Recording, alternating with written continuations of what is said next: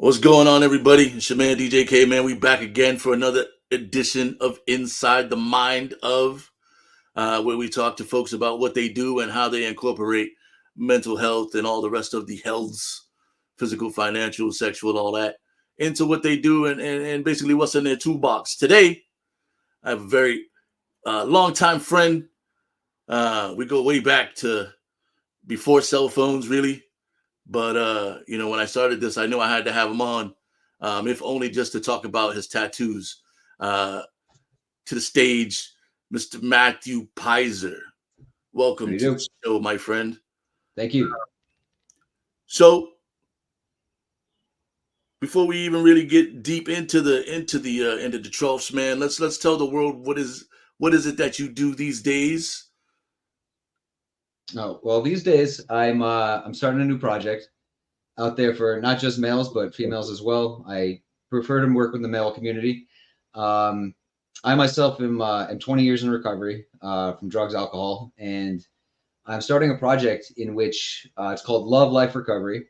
Um, the project is focused in dealing with folks who either have no clean time and want to get clean, or folks who, I mean, basically anybody who's in the recovery world and wants assistance with that.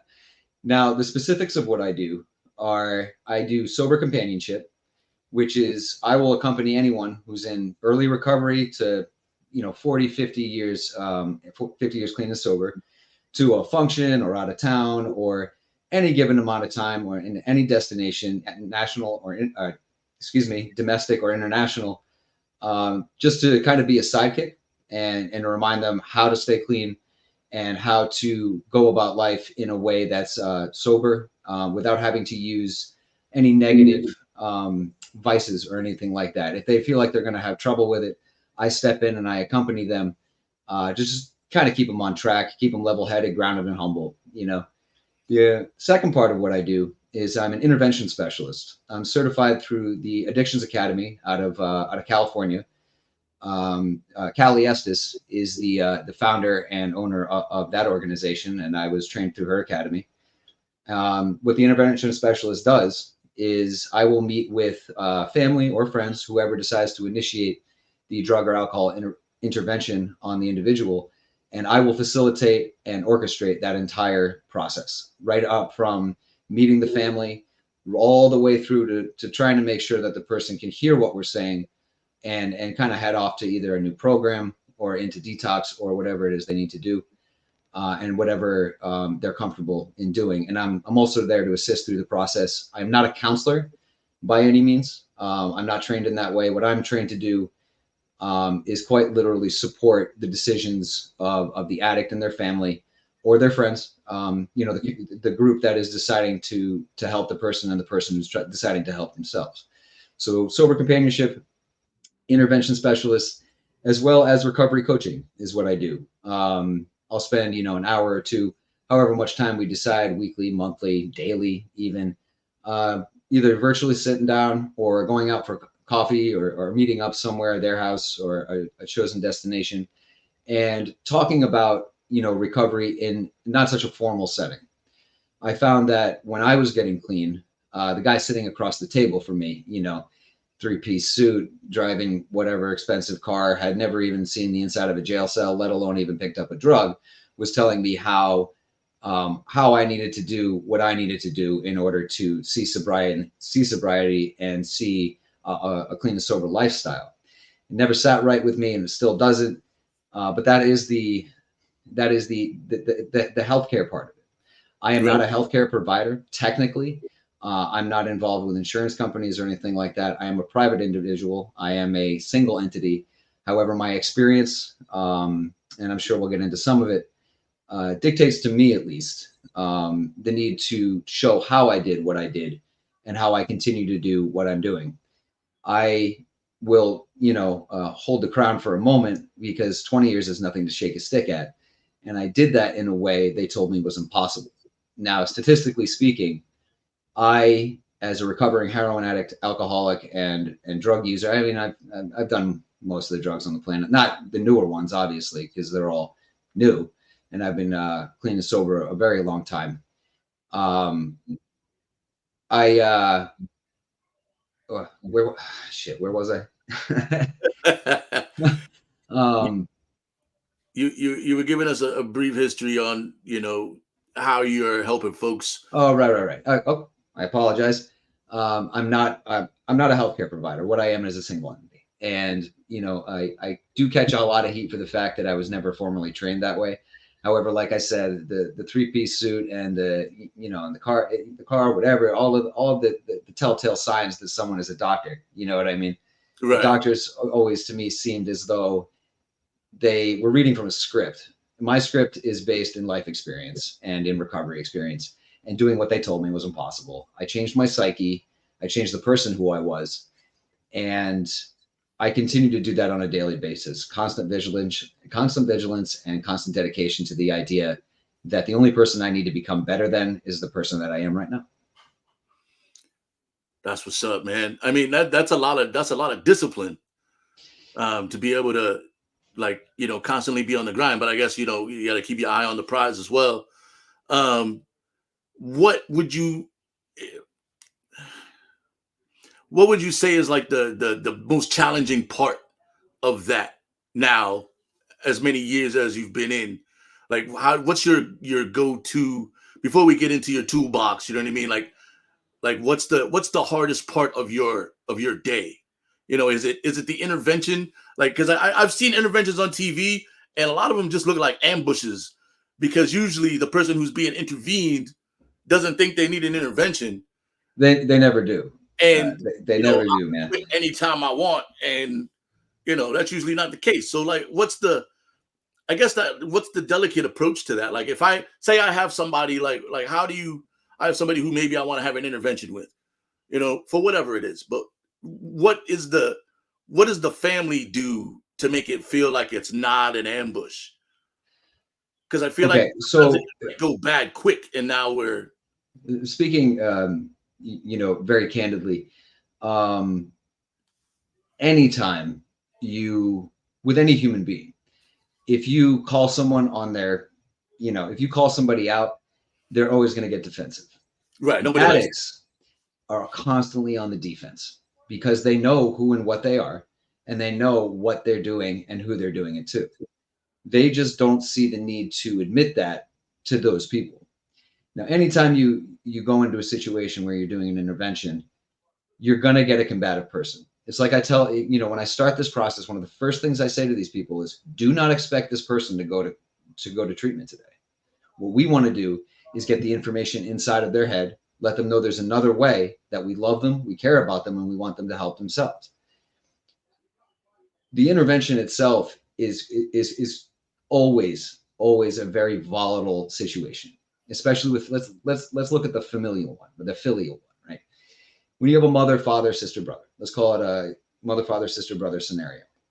Say the brother is using drugs, and he's kind of really screwing up his life, car accidents, and broke all the time, stealing from people, doing whatever. No matter what you say to that person, they're going to get on the defense because it's the lifestyle that they've become accustomed to. Follow? Now, if you can approach that in a way like I do, because I am familiar with it, I've my family and I have been through, probably, back in the day, we're probably have gone through 2 or 3 interventions, and I never went to rehab right away. But the realities of what I was hearing eventually became the realities that I was seeing. And that's the only thing you can really hope for in that situation. Now, there's no delicate way to really say to someone, hey, man, I think you're really screwing up. I think this is why. I can't stand that you're doing this to yourself. Look what you're doing to your mother. Look what you're doing to your father, and the tears and all that. But the ultimate way that I try to approach it is in a very, is with camaraderie. When you have a healthcare provider, like I said, most of the time, maybe not even most of the time, but a lot of the time, when these people are saying it, it seems like it's coming from up above. It seems like they're being condescending in the sense that, I can see what you're doing. I know a better way, and this is what you have to do. No, that never works, at least not in my experience. And what I try to do is to approach this person. I set the stage, essentially. I tell this family in the beginning that I am in control. of the situation. I figure out which person it is that triggers them the most. And I tell that person essentially, if I say to leave the room, do not argue with me, leave the room. And as this happens, as the time goes on through this intervention, it could be hours, it could be 5 hours, depending on the person. There could be a point where they just get mad, walk out, and they go off to do whatever it is they're doing and cause more harm to themselves or whatever.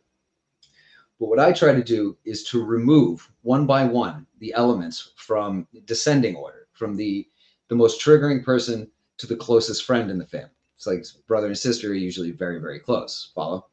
So Right. the last person to leave the room, right? And then it's just me and him. And then he would, example wise, he would realize that I am in control of the situation, and it's not really the family that's doing this; it's me. Now, if you really want to combat me in the dynamics of how to get clean or how to keep using, it's a false move, man, because I've been there.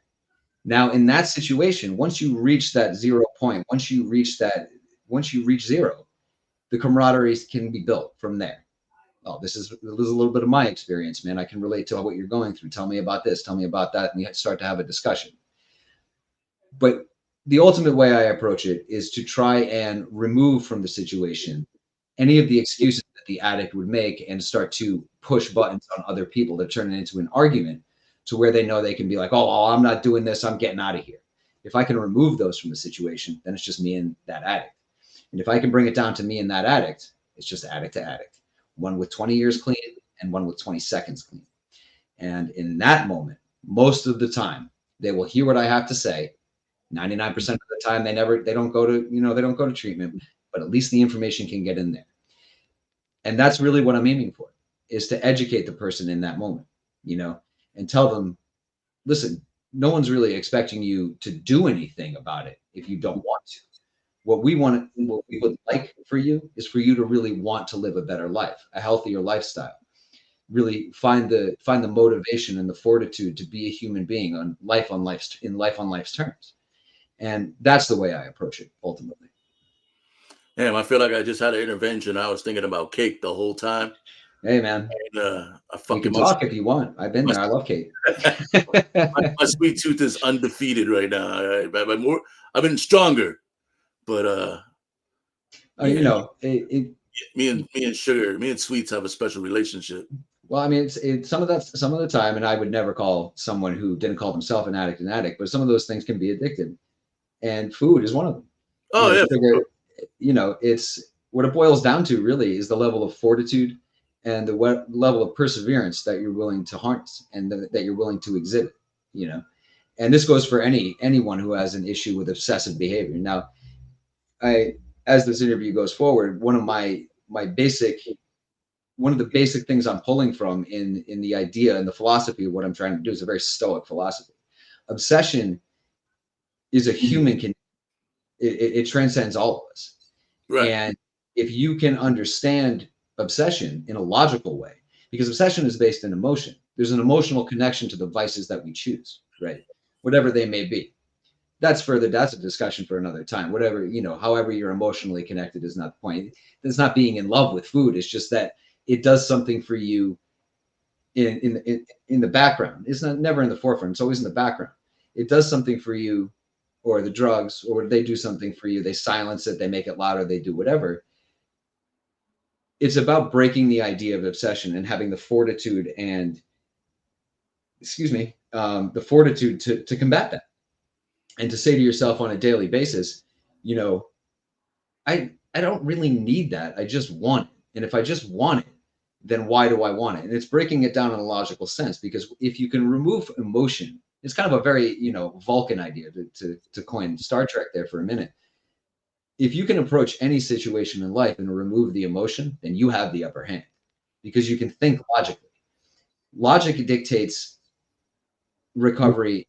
It's kind of profound how logic dictates recovery, because everything you're acting on in addiction is entirely emotionally based, whether you know it in the moment or whether it's something that's happened to you in the past, trauma, etc. You are reacting in a way to try and combat that in a negative way. If you can remove the emotion from it and we apply logic, then you can combat it in a much more responsible, conscious, and positive way. I absolutely agree. I mean, I feel like every time that I've well, not every time. Well, yeah, probably every time. You know what I mean? You go have drinks. It's either because you're happy or you're pissed off. You know what I mean? I'm definitely like an emotional eater, but now instead of eating cake, I eat pineapple. Um, Nothing wrong with that. That's your way of combating, what you and my see as the yeah, consequences of your behavior. my linear brain, has been better now. But you know, um, so with the interventions that you do, like that's got to be a pretty high stress situation most of the time. Would you call it the highest stress level of what you do, or is it more the one on one being like remotely responsible, like individually responsible for a person? I would say it's a matter of perspective. Um, Well, for you specifically, for me specifically, I would say yes, because you never really know what you're going to get. You, I've never experienced this. However, I have colleagues in the recovery community who do similar things to what I do, and they've had people pull weapons on them. They've gotten into fistfights. Um, there's shit. been there's been like there's a story, and I'm not going to use any names here. I This is a story. I experienced the story, not the actuality of it. I had a friend telling me of an intervention he was doing where the guy got so upset that not only did he pull a weapon in the intervention, but he then used the threatening level of that weapon to leave the room. And after that, drove his car through the room that everybody was in, Well, oh shit. because he was a meth head, and very low level thinking at the time when he was high and came to the intervention high, and that's usually how they show up because most of the time they're high. But he had no idea, and then neither did the family that it would go that way. You can never really tell. So I'd say the highest stress situation is really just not knowing what you're going to be handed, and the true beauty of being good at what I do is being able to be a problem solver in the moment, and having a certain skill set that maybe comes from who I used to be, and now applying it in a more logical sense, in a more positive respect, because you never really know what you're going to get handed, and you never really know how someone's going to react when you say to them, hey, your behavior is not only hurting you, we know you don't care about that, but it's hurting everybody around you, and that can be a lot for a person to take in. Absolutely. Man, I've only seen them like on TV shows. So like, you I know, will say this: the TV interventions are definitely entertaining to watch. I can say that a lot of the time that is not the way it goes. A lot of that is for um, theatrical reasons. A lot of that is staged because a lot of what you see would never actually break down that way. right. However, sometimes it does. You never can tell. If they've watched the intervention shows too, they might react that way just to see themselves playing that role. You know. So how much of um no, not how much of. So what how do you deal with that from a mental standpoint? Like what's in your mental toolbox? Like how do you cope with like such a high stress situation? Then when you walk out of that, like what does Matt do to like stay on point It's mentally? actually quite simple. It's a very, very simple question a very simple answer to what you would think would be a complicated question.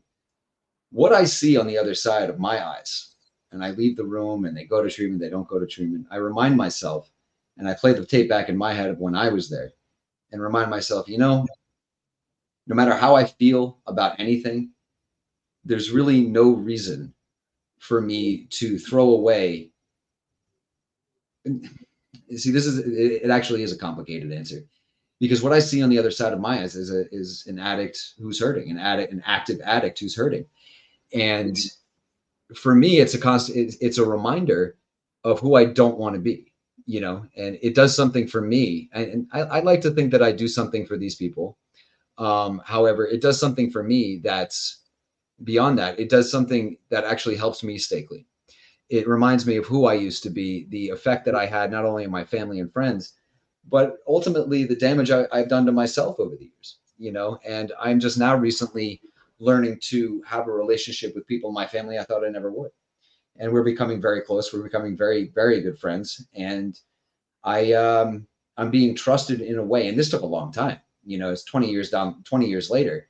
I'm being trusted with things I never thought I would be trusted with, pieces of information, or just even just day-to-day things. I don't want to get too much into specifics about that, because that's not the conversation. The conversation is not about my life. It's about Right. how I deal with life. And how do I deal with it? It's very simple. When I leave a room and I've just dealt with someone who's let's say, heroin addict, I remind myself that I'm looking in a mirror from 20 years ago. And if I, for 1 minute, drop my level of fortitude, or if I, for 1 minute, forget where I came from, then all is lost. And I'm a very happy human being these days. I wake up in the morning and I'm not chasing something that outside of me to help me not feel. And I'm okay with passing through emotions, especially negative ones. The negative ones do more for me than the happy ones, because things like fear and things like hate and all of these things, they're just momentary, but if you can find a level of happiness in who you want to be and who you are, and that's the true goal for anybody who wants to get clean. The end goal is to be self-reliant and self-loving. So I remind myself that I am those things these days. And what the main tool in my toolbox, so to speak, is the other addict. They remind me who I used to be and who I never want to be again. So it's not the tattoos.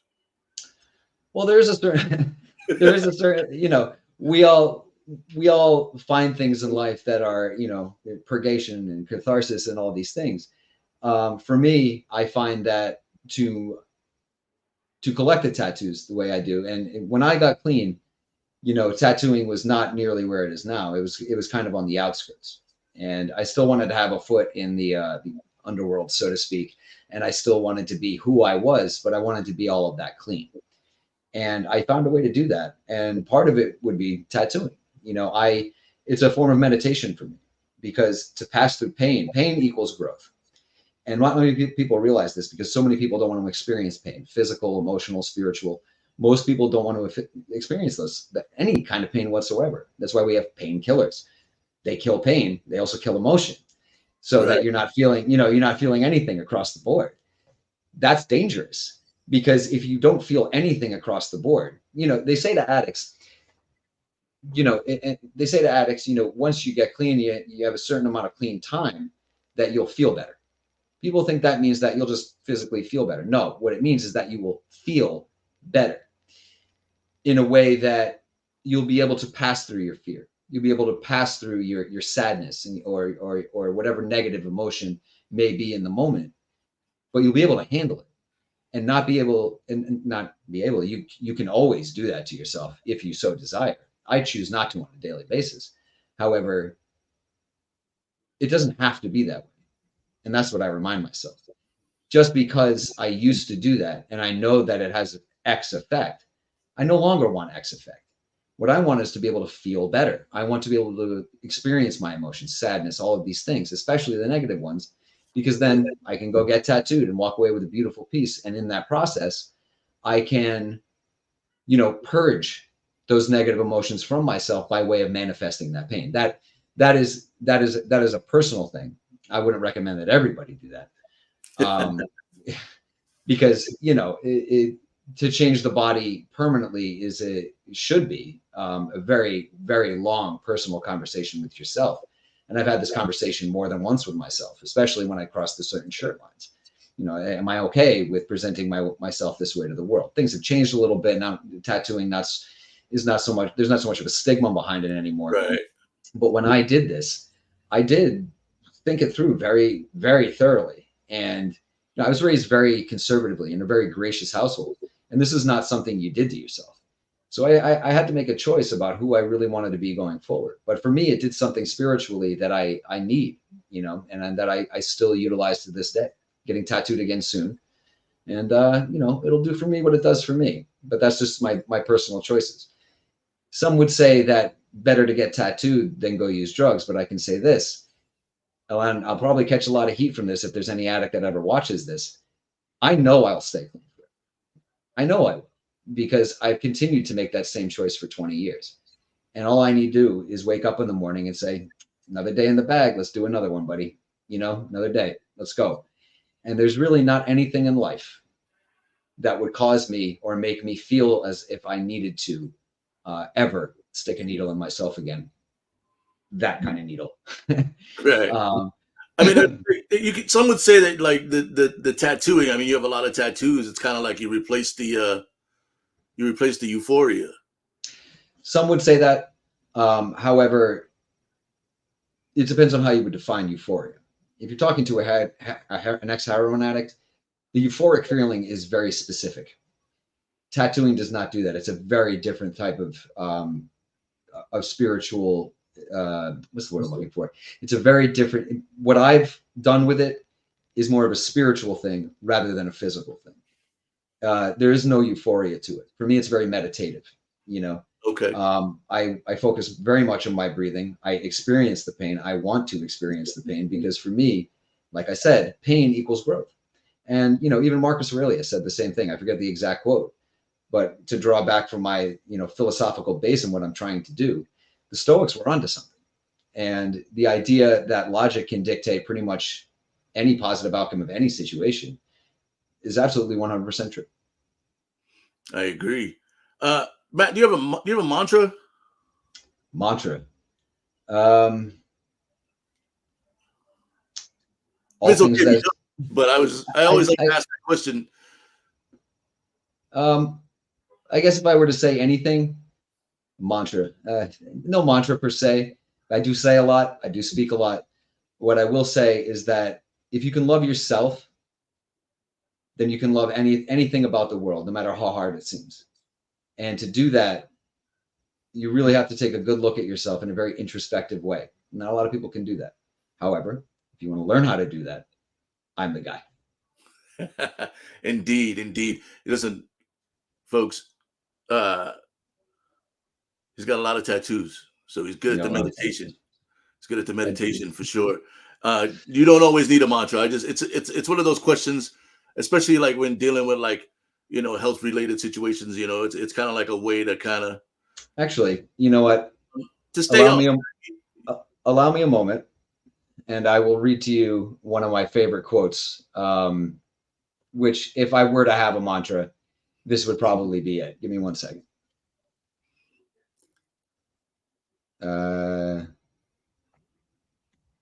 So what does a day, while you're doing that, think about what is we've gone about like what you do, and I apologize. I have crazy dogs. I was like, where did the dogs come from? There's no dogs in this palatial estate that we have here. The other thing that definitely helps keep me clean is my best friends. These dogs are amazing. I was gonna say, like, how did the pets play in the? They're my crutch, man. They keep me responsible and they keep me honest. Do you feel like are you in the gym? Like, are you working out? Like, does that? I work out daily. I try to keep as healthy as I can. Been doing some weight training as of late. Strength training specifically. I know I don't look it, but it's I'm a pretty smaller guy, but that's all right. I'll get bigger as we go. Absolutely. So to touch on that quote, it comes from Frank Herbert, and to be very modern about what's going on. The books, the Dune series. Oh yeah. I first read it when I was much younger. And I've seen all the adaptations. I've even seen the new stuff, which is by far, I think, my favorite. Amazing. Timothy Chalamet's perfect for the role. Fantastic job. He did it. He does a beautiful job with everything. But to touch on Dune, Frank Herbert wrote in the Dune book, and they put it in the movie, and it's one of the most substantial and true things that I've ever heard. To go into the tattooing, to go into the recovery thing. Quote, I must not fear. Fear is the mind killer. Fear is the little death that brings obliteration. I will face my fear and I will permit it to pass over me and through me. And when it has gone past, I will turn the inner eye to see its path. Where the fear is gone, there will be nothing. Only I will remain. I like it. I like Love it. it. You all should write that down. That's the mantra for this podcast. And if you haven't seen Dune, you should go and see that shit because it's Got to amazing. see it. Got to see any of them. Any of the adaptations are really amazing. Do you have any hobbies? I do play my share of video games. I also, as of late, have been doing. When we were coming up, there was the plastic models. You know, Right. The ones you had to um, put together? yeah, with the glue and the paint and everything like that. I actually, my father and I were having a discussion the other day, and he's got a collection of ones that have never been put together, which have now been passed down to me. So I'm setting up a space in my house, and I'm going to see if I can turn that into a um, little mini obsession. You know, Nice. I'm looking in the Legos right now. same idea. Same idea. Same idea. I've never had the patience for the glue models where you had with the glue and the You and know, the it's a very specific thing that not many people do anymore. I don't have the Um, finesse in my fingers. I have wonderful dexterity, except for a couple of boxers fractured from a misspent youth. Um, but yeah, I'm gonna see if I can't put together a few of these. You know, it's good. It should be.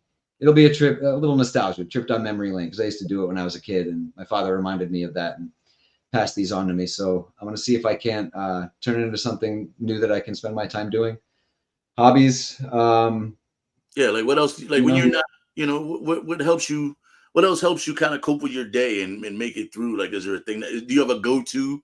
Like, I've always wanted to do like the boat in the bottle thing, but again, that's kind of where my head went when I was thinking about putting these models together, man. not Like, a lot of finesse in these fingers.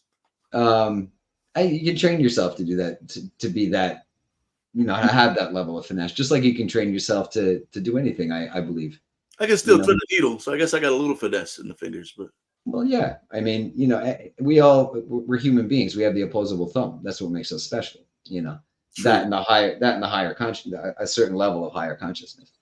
Um, I don't know. I do play my share of video games, like I said. That takes up some of my time, but I prefer the more contemplative pursuits. To be honest, I spend a lot of time in what you would call, I guess you could call it meditation. Um, Someone call it staring into the abyss. I don't know. I try to I try to iron out for myself the world as I see it, why I see it that way, and what I can do to help it. And that's kind of how I ended up where I'm at now with this project. I believe that I've done something they told me was impossible. I changed myself and I did it. I drew from certain things like AA, NA, different treatment centers, things I've learned along the way. But these places are all wonderful classrooms. No one says it has to be done that way. I heartily believe that. And I also believe that I found a different way to do it. And most of my time is spent about thinking about how to make that process better, about how to grow this thing that I'm trying to do and reach as many people as possible. When I'm feeling like I don't want to do that, I do play a lot of Destiny. I got to admit. So we're gonna do a little bit of a quick speed round, and by quick I mean very short amount of questions. All Uh, right. since we've talked about we've touched on the video games, what are your top five video games to recommend? Well, I do have a Destiny obsession, as any Destiny player will tell you. It never quite goes away. Anything in the Resident Evil series, the Batman Arkham series is amazing. If you haven't played it, are we on a clock here? Let me think. No, not at all. I played some Elite Dangerous in my time. That's one that sticks out. That's a really fun space flight emulator. You can literally cross the universe if you want, or you can just deliver packages from one planet to another. It's really kind of cool. You can walk around on planets. Um, what else? Video game wise, Remnant is fun.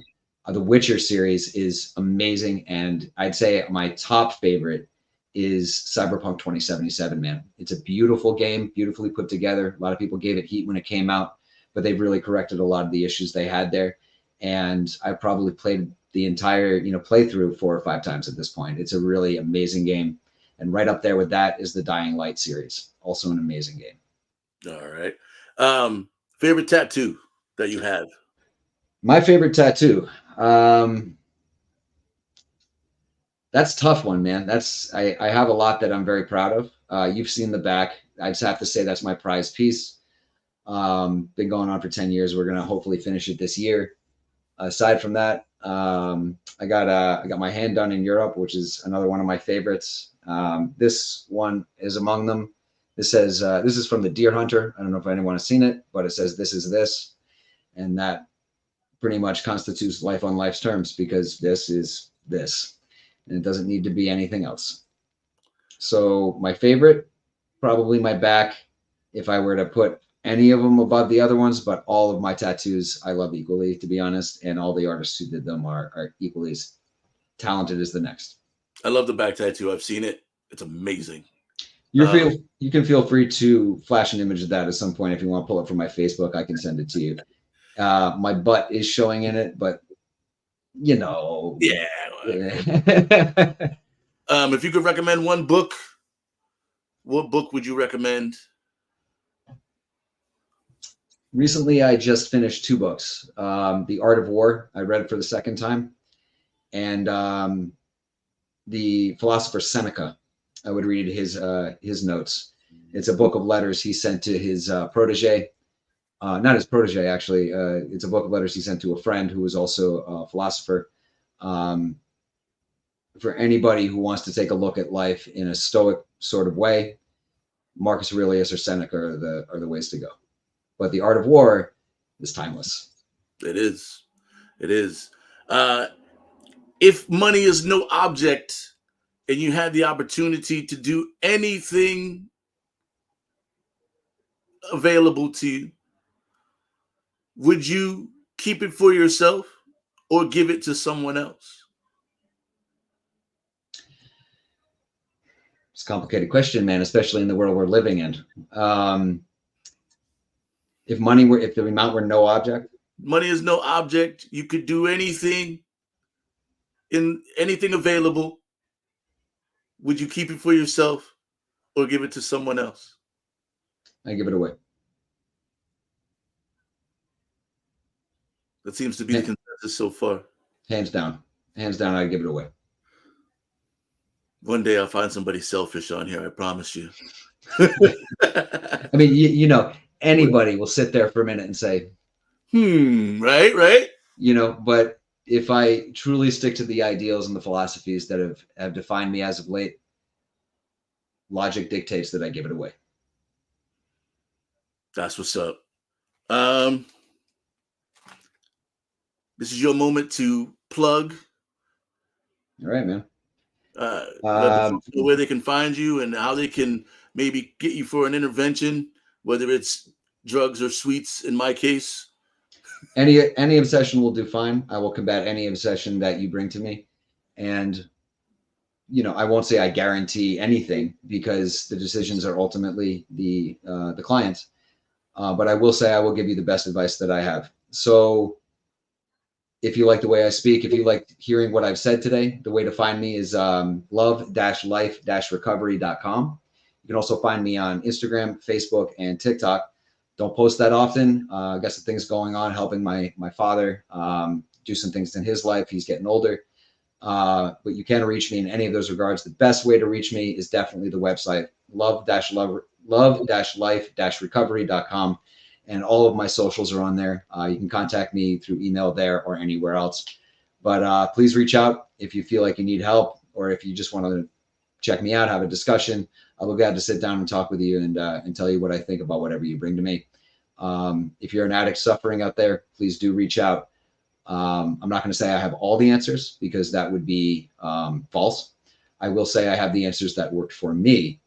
And I do know that the answers that worked for me have worked for a few of my friends because they chose to open up to me and ask me what they could do to help themselves. Love-life-recovery.com. All the socials are there. Reach out. I'm here. That's what's up. Like we're trying to do here at Inside the Mind of is to have these conversations that specifically dudes, men, young men, old men, you know, we got to have these conversations with each other, man, because all the health is important. You know, sometimes it's a mental thing. Sometimes it's a physical thing. Sometimes, you know, in this situation, you know, the addiction sometimes it's a mental thing, sometimes it's a physical thing, sometimes it's both. But if you don't have the conversations with the people who are around you that care about you, or in this case, a resource, then we can't even get started. So, let this be another reminder to go ahead and have those conversations with your friends, because you never know.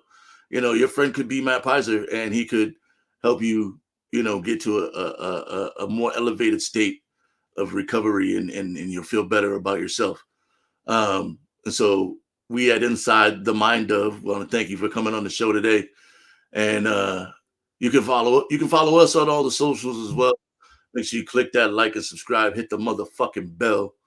Um, it'll be underneath there somewhere. And Matt, thanks for coming on, bro. I appreciate you. Anytime, man. Anytime. Thank you for having me. I appreciate it.